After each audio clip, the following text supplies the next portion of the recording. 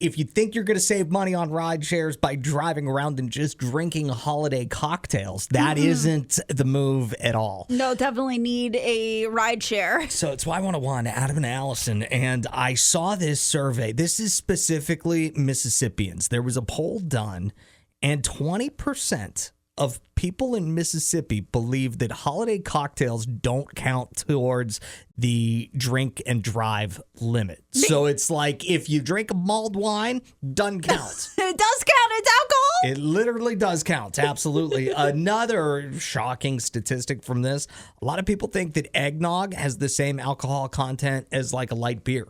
I mean, if you only put a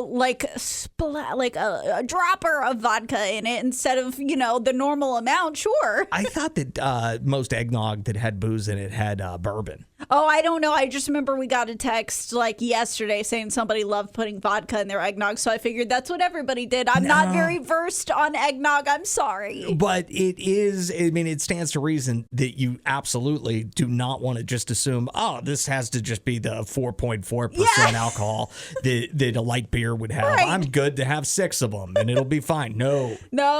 If you could taste the alcohol in the eggnog, I have a feeling it is more than your standard light beer. But I was curious, have you ever been tricked? Have you ever thought that something maybe you knew you were drinking, but you didn't know how potent it was? And what happened? Tell us the story at 601-995-1017. For me, it was moving to Panama City, Florida, because at that point I had, been to college, been to plenty of bars, had plenty of alcoholic beverages.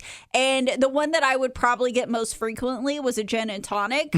Pretty easy, standard. And I remember the first night that I went out in Panama City, I ordered a couple gin and tonics and I realized whoa, I don't know if I'm good to drive, and didn't realize how much alcohol was actually, how much gin they were putting in those gin and tonics until at the end of the night, I asked for a shot of whiskey, and the shot was an entire cup of whiskey. And I was like, oh no, that's how much gin they were putting in those gin and tonics. It was no wonder I need to get an Uber home. No wonder. So it's a heavy pour town. Very heavy pour there. I remember a couple years ago, my family, all of my mom's side of the family came to visit me whenever I was living in Florida. It was my first summer there. And my aunt was like, how about I whip up some margaritas? And she had this fancy margarita recipe. She called them 3-2-1 margaritas. 3 parts tequila. Oh. 2 parts triple sec. Oh. 1 part lime juice. That is like the Long Island iced tea equivalent of a margarita. I did not know that. Oh, no. So I got a pint glass, put some ice in there, poured the margarita in, and it didn't taste overly strong or anything. I think I had 2 of them, and I was asleep by 7 o'clock at night. Before my grandparents even got to town, they were like, where's Adam? Well, he's passed out already. He had a few too many 3-2-1s. And I didn't hear the end of it for the entire vacation that I was passed out on the first night. But it was because I didn't realize the ratios of this 3-2-1 margarita. The next day, they were like, yeah, that's a sipper. You put that in a tiny glass and you sip it for an hour. How am I supposed to be that responsible around a margarita? Come on. Have you ever been tricked like that? I just remembered another one. I had just turned 21, and the radio station I was working at had a big birthday concert, and somebody brought homemade moonshine. And, I knew, moonshine could be potentially high volume. Always is a very high volume alcohol. Well, the problem with this moonshine was it was such high alcohol content that the burn was gone. Apparently, once you get past a certain proof, there's no burn anymore. Yep. So this stuff just tasted like straight up red Kool-Aid. Yep. And I was drinking cups of this stuff. Oh, it was a nightmare. Not for the taxi driver who took me home. I tipped him $60 because I couldn't count. Well, he's lucky he didn't have an accident in his car drinking all that.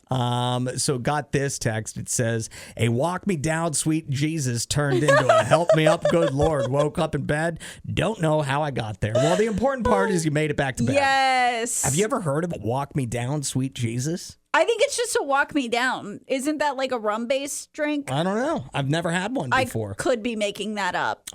Courtney's here. Did you not realize that Grandma was spiking the Arnold Palmers? I mean, I knew the Arnold Palmers had alcohol. I think Nana just, the drunker she got, the more heavy her hand got, and the drunker everybody else got.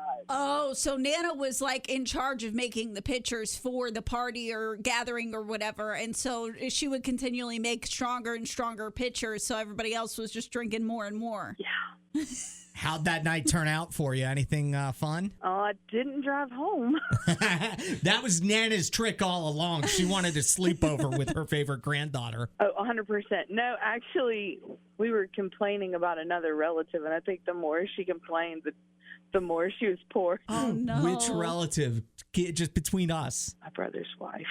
Oh, no. Oh, no. What's wrong with your brother's wife? Well, she was just really extra at that point. I mean, she still is. Like, every holiday that they come to, because they don't live in state anymore, they're late for. One time we were supposed to have lunch, and we turned around and went home and opened Christmas presents and then left because we had supper. Oh, wow. Well, I'm glad they don't live in the States, so they're definitely not hearing this right now. Yeah. Thank you for the call, Courtney. Merry Christmas. Olivia texted us and said, I got blackout drunk at the first North Park Galentine's Day off wine.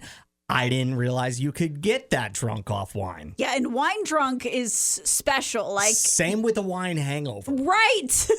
Another text says, jungle juice at my first frat party. Lost my shoes and my dignity that night. That's awesome. Adam and Allison in the morning.